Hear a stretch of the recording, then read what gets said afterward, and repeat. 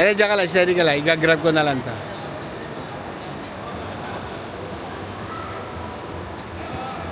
Sa Cebu pare, may kinakainan ako ng yogurt. Puta, papasok at pa uwi, umakain ako ng... Palalo. Ang sarap ah. Hindi, mura lang. 60, 59 pesos. Okay. Maya, ay, papabili nga ako.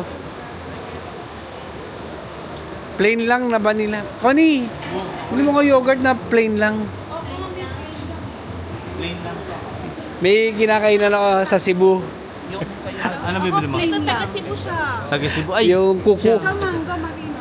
Yung macchiato. 100 grams nito, 14 din. Ano bibili mo? Yan na lang. Yan yung muna lang kayo.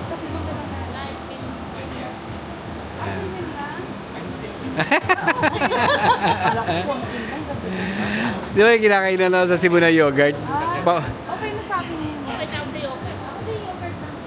Ano? Masim-masim lang naman yan. Yan na lang. Ako, ano? Ano ka?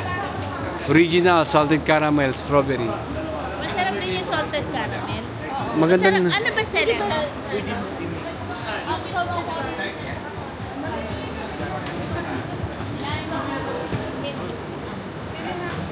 Manalo to. Kaya to? 26 po pa. Ano, basta? Ulo. Basta. Isang point na sa akin din. Plain lang. Plain lang, ayoko na matamis masyado. Ano ka, coco sorbet? Pagka nila. Coconut sorbet. Pero para masarap yung coconut sorbet eh. Pwede ba lagyan? Pwede ka mag-taste. Pwede. Hindi, may dagdag pa pag meron nun. May dagdag ba pag may... Ayan o, tikman mo. Ayun para. 41.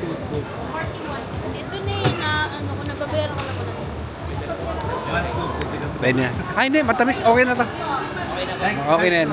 Thank you, thank you. Ako, meron ako ah.